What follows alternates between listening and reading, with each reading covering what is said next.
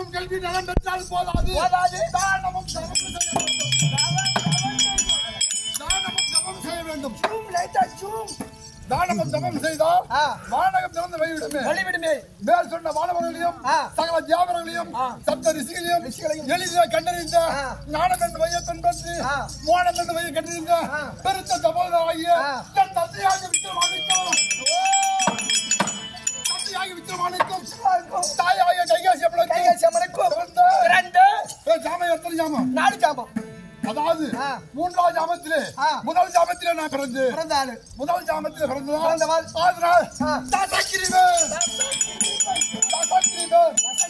தசம் என்றால் என்ன? 10 சிரமம் 20 கரமம் கொண்டு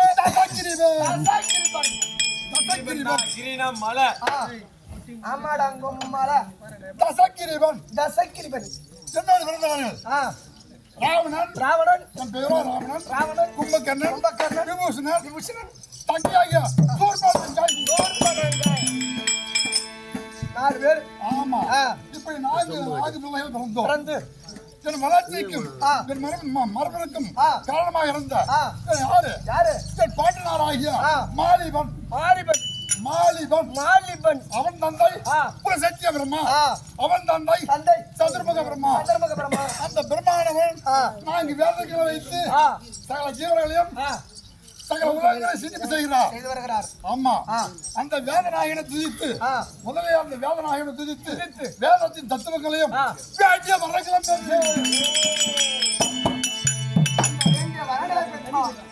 அந்த வேதநாயகனை துதித்து வேதத்தின் தத்துவங்களையும் வேண்டிய வரங்களும் பெற்று யாரால் பெற்றேன்?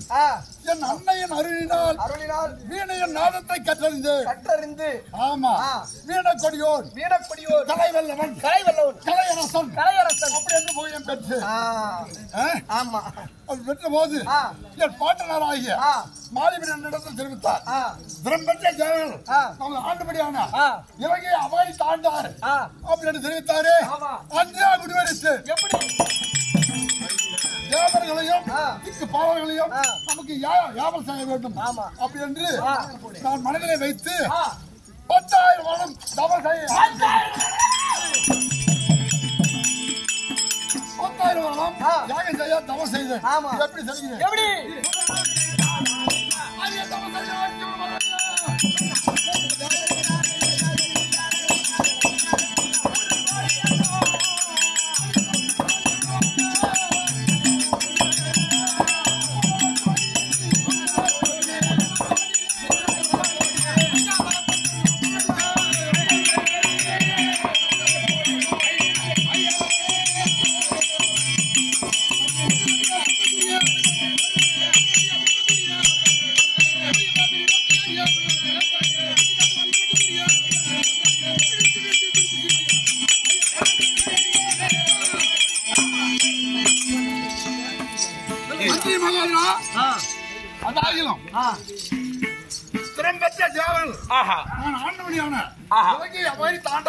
என்று என் பாட்டனாராகிய மாலிபன் என்னிடத்தில் தெரிவித்தாரோ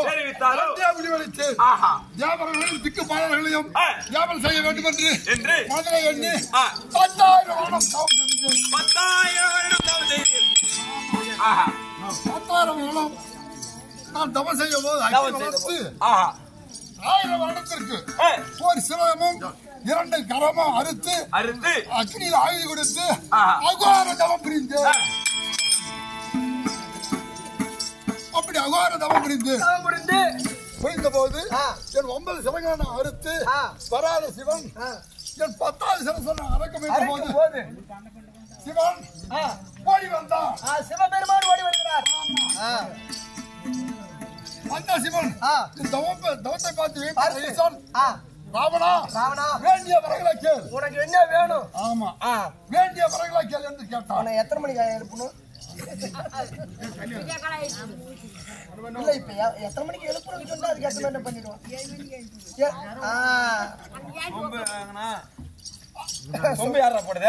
நான் தான் போட்டேன். அப்படி 10,000 வருடம் யாகம் செய்யும் போது 10,000 போது ஈஸ்வரன் ஓடி வந்தான். வரத்தை கேள் என்ன வேணும் கேளப்போம். நானும் காணாத சிவனை அப்படி 10,000 வருஷம் பூஜை செய்தாரா? நான் பேர் சொன்னேன் என்னன்னு? சாராயம் அதிகமா குடிக்காதே தொண்டை வரணும். அப்படி நான் செய்யும் போது வேண்டிய வரங்களை கேளு.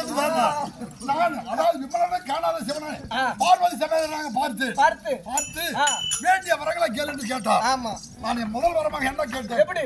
அதாவது 10 வித குணங்களையும் கொண்ட எப்படி ஒரே நேரத்தில் 10 விதமான குணங்கள் இருக்கு. ஆமா, 10 வித குணங்களும் கொண்ட 10 சபைகளை யார் அறிந்த போகிறோம் கேட்டேன். எப்படி 10 சிரங்களையும் 10 சிரங்களையும் 20 கரங்களையும் யார் அறுத்தாலும் மீண்டும் வளரும் சக்தி. ஆமா கேட்டேன். பிறகு காளையாகனே 3.5 கோடி ஆயுளும் 3.5 கோடி ஆயுள் 3.5 கோடி ஆயுளும் கணக்கில் அடங்காத மூலபல அரக்கர்களையும் பரமாக கேட்டேன். கைப்போடு வந்தார் சிவன். அவர் இல்லைன்னு சொல்ல மாட்டார். ஆமா, கைப்போடு வந்தார். பிறகு பார்த்து கரத்திலே பிடித்திருக்கும்படியான வஜ்ராயுதம் பரமாக கேட்டேன். ஆமா, மந்திர வாள் வஜ்ராயுதம் கேட்டேன். மகிழ்வோடு சந்தார். ஆமா, ஈஸ்வரா போய்விடவில்லை. உற்று நோக்கி பார்த்து அந்த உமையோடு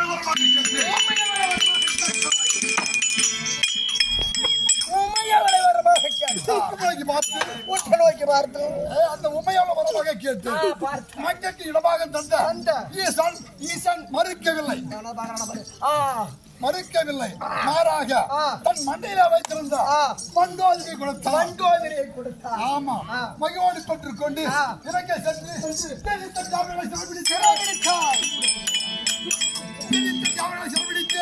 மூவர் எல்லை முடிவர்களை சிறை கொண்டு அஷ்டபசிகளை என் தாளடியில் பணிய செய்தாய். அனைக்காத நவகிரகங்களை என் சிவாலயத்துக்கு ஓட்டு பேசிக்க முடியும். யாவும் என் ஆய்க்கு பயந்து போயிடு போகும்படி கட்டளையிட்டு ஒரு சொம்ப மினரல் வாட்டர்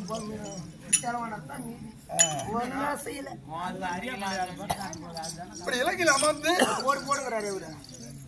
தேவர்களை சிறப்பிடித்து மூவர்களை முடிவர்களை சிறை கொண்டு அஷ்டபசிகளை என் தாளடியில் பணி செய்தேன். அடக்காத நவகிரகங்களை என் சிமாராயணத்திற்கு 9 படியாக அமைத்து மிதித்து ஏறிங்க. ஆமா, அதுவும் போகுமா? மீண்டும் என்ன செய்து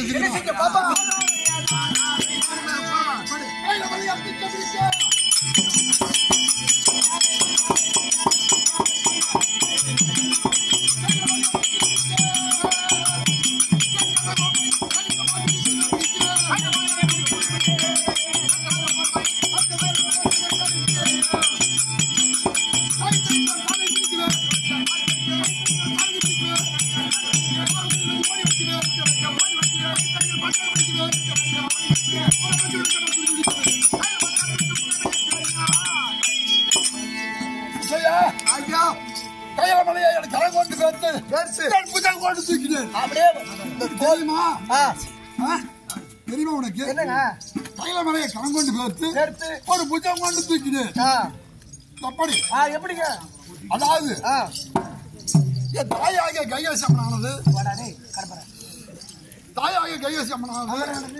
தினந்தோறும் கடற்கரை சென்று மணலால் லிங்கம் செய்து பூஜை புரிவது வழக்கம். இதை உற்று நோக்கி பார்த்த தேவர்கள் பார்த்த போது ஏதோ ஒரு பெண்ணானவள்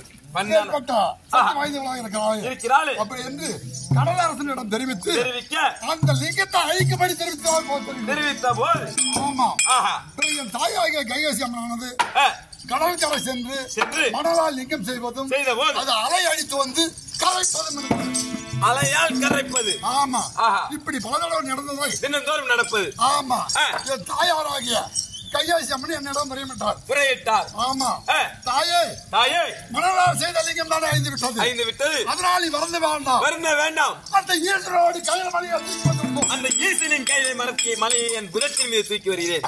தூக்கி வந்து பூஜைக்கு தருகிறேன். அப்படி என்று சென்று நான் ஈஸ்வர கோரி 1000 வருடங்கள் தவம் புரிந்தேன். 1000 வருடங்கள் தவம் புரிந்தேன். ஆமா, 1000 வருடங்கள் தவம் புரிந்தும் சிவன் வரவில்லை. எனக்கு கோபம் பிரவேசித்து மலையை என் கரம் கொண்டு பகர்ந்து முயன்றேன். ஆமா, அப்படி முயன்ற போது சிவப்பூத கணக்கில் என்னோடு அமராடு வருக. சிவப்பூத கணக்கில் நின்று கையில மலையை பிடுங்கி என்னோடு ஆமா, அஷ்டகஜம் என்றால் இந்த யானைய மலையை கிரியை காவல் காக்க முடியாம அஷ்டத்திக்கல் யானையை என்னோட வந்து மோதியது. 8 திசையிலும் உள்ள யானைகள் வந்து மோத நானும் சடையாமல் அதனுடன் விளையாடி ஆமா அது தந்தமாகப்பட்டது முதுகிலே பாய மார்பிலே பாய அதை ஏத்து அமராடி சலியாமல் மீண்டும் அந்த மலையை பிடிங்கி இருக்கின்ற போது மலையானது கையிலே மலையை நடுங்கியது. மலையானது உமையால் ஈசனாய் கட்டி பிடித்தாள். உங்க மலை என்ன உங்க வீரம் என்ன நீ எப்பேற்பட்ட ஆளு இதை கட்டி பிடிக்காம இருப்பாங்களா? ஈசனதாங்க நீங்க மலையை நடுக்க வைக்கிறீங்க. மலையானது உமையால் ஈசனாய் கட்டி பிடித்தாள். கட்டி பிடிக்க அப்படி கட்டி பிடித்த போது ஈசன் பார்த்தாள் இது ராவணாகத்தான் இருக்க வேண்டும் அப்படி என்று தனது பெருமையினால் மலையை மிதித்தார். மலையை மிதித்த போது மலைக்குள் சிக்கிக் கொண்டு 1000 வருடங்கள் மலைக்குள் சிக்கிக் கொண்டு அழகிக் கொண்டிருந்து அப்படி அழகிக் கொண்டிருக்கின்ற போது திருலோக சஞ்சாரி ஆகிய நாரத மகாமுனிவர் வழிமார்க்கமாக வந்து ராவணேசா நீ வெளியே வர வேண்டும். அதாவது ஒரு சிரமம் ஒரு கரமா அறுத்து வீணை செய்து உள்ளில் உள்ள தசனரை இழுத்து வீணை செய்து வீணைக்கானம் பாடினார்.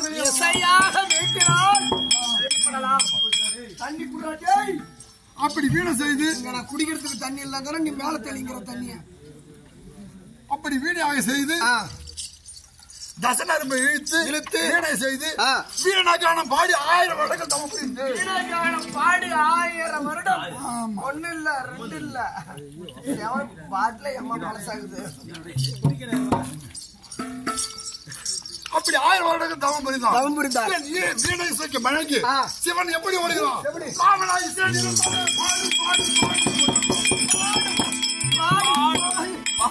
பாடி தோலையும் பாடும் பாடி என்று ஓடி வந்தான். நானும் என் தவத்தை பார்த்து ஈசன் வேண்டிய வரங்களை கேள் என்றார். என்னை பார்த்து வீண கொடியோடு என்று என் நாமதயம் சூட்டினார். இந்த வீணையை மாட்டி இசை பாடியதால் வீண கொடியோர் என்று நாமத்தை எனக்கு சூட்டி வேண்டிய வரங்களை கேள் என்று கேட்டார்.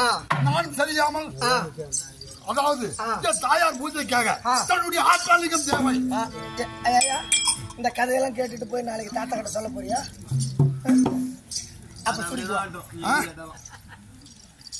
அதாவது அப்படி வருகிற போது அந்த லிங்கத்தை ஆத்மலிங்கத்தை என்ன இடத்துல கொடுத்தார். நானும் அதாவது சிவன் தெரிவித்தார் யாவிடத்துல கீழே வைக்க கூடாது. நீ எடுத்து எங்க செல்லணுமோ அங்க எடுத்து போய் வைக்க வேண்டும். எங்கேயும் வைக்க கூடாது அப்படின்னு தெரிவித்தார். நானும் காவடி கட்டி தூக்கி விடுற போது தூக்கி கேசரி மார்க்கமாக வரங்கிற போது இருள்காலம் நீங்கி ஆதவன் உதைக்கும் நேரம் என்றது. சூரிய பகவான் உதைக்கும் நேரம் நான் ஈசனை துதிக்கவும் நித்திய கடன்களை முடிக்கவும் அந்த லிங்கத்தை கீழே விழிக்காமல் தவித்துக் கொண்டிருந்தேன். அப்போது வைமார்க்கமாக பசுக்களை ஓட்டிக் கொண்டு ஒரு சிறுவன் வந்தான்.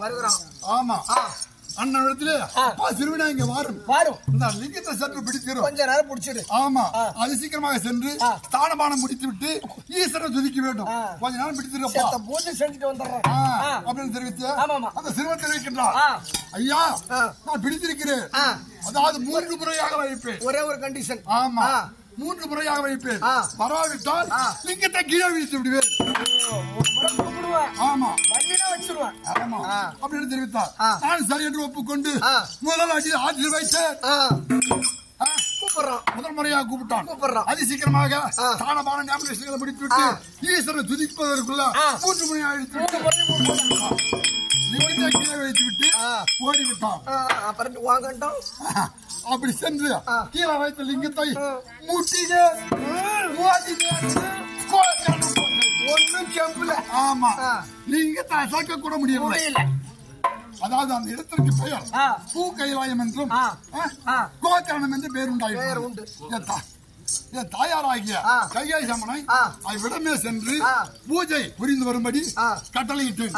அத்தனை போலவே என் தாயாராகிய கையாசமன் தினந்தோறும் சென்று கோகரணத்தில் பூஜை செய்வது வழக்கம்.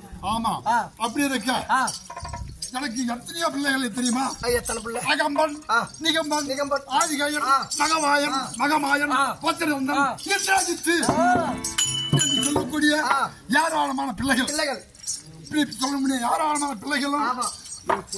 அதாவது வீரம் புரிந்திய ரணவீர மல்லர்களும் என்னிடம் புறசொய்யும் போது எப்பட வீரரேனும் இப்படங்களை பெற்று பட தளபதிகளும் பவனி வர அப்படி இருக்க மந்திரி மகாராஜா அதாவது இலங்கைய முடித்தது பிறகு நான் என்னென்ன செய்த தெரியுமா? எப்படிங்க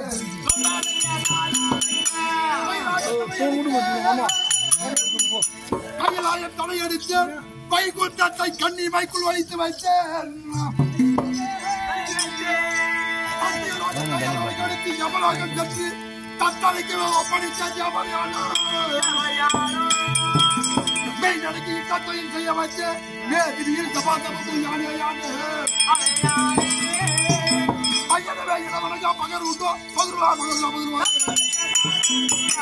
மந்திரி மகோதரா இலக்கிய முடிய தெரிந்த பிறகு கைவமலே கடன் கொண்டு பேச்செடுத்து வைகுண்டத்தை தூள்பட செய்த சத்தியலோகம் தயாளாவை கெடுத்து பதினாட வைத்து எமனை வென்று எனக்கு ஏற்பட்ட பஞ்சகத்தை போக்கினார். இதுக்கு எல்லாம் காரணம் யாருன்னு தெரியுமா? இதுக்கு யார் காரணம் என்று தெரியுமா? அதாவது தேவையார் பிள்ளை ஆகிய குபேரன் இருக்கிறவா என் நாட்டை அவரி தானதம் இல்லாமல் சிம்மாதானத்தில் அமர்ந்து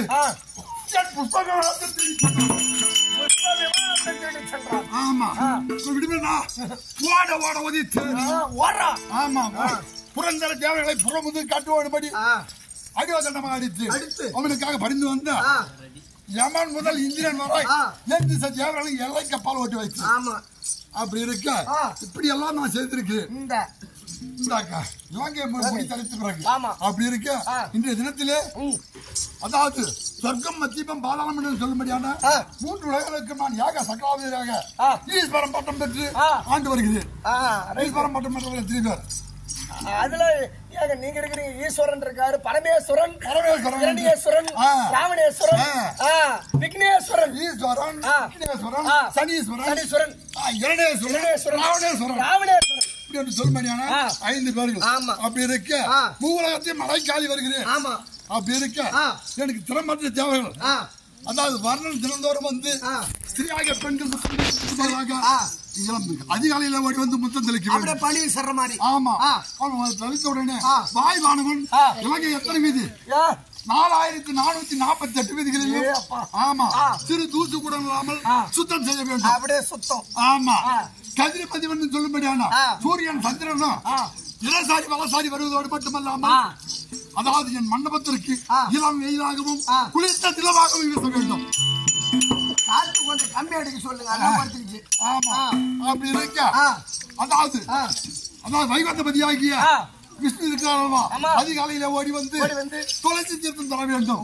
துளசி தீர்த்தம். ஆமா இலங்கையில் உள்ள மக்களுக்கும் எனக்கும் துளசி தீர்த்தம் கொடுப்பாரு. ஆமா அதாவது பிரம்மன் இருக்கிறாரா அதிகாலையில ஓடி வந்து இலங்கை வந்து தேவ மந்திரத்தை போதித்து சொல்ல வேண்டும். கைலாபதியாகிய ஈசன் அதாவது விபூதி பிரசாதம் கொடுத்து செல்ல வேண்டும். இப்படி எல்லாம் ஆட்சி செய்து கொண்டிருக்கிறேன். இந்த தினத்திலே நான் வந்து வெகுநேரம் தேவையாக மண்டோதரி அதிசீக்கிரமாக கட்டு பண்ணு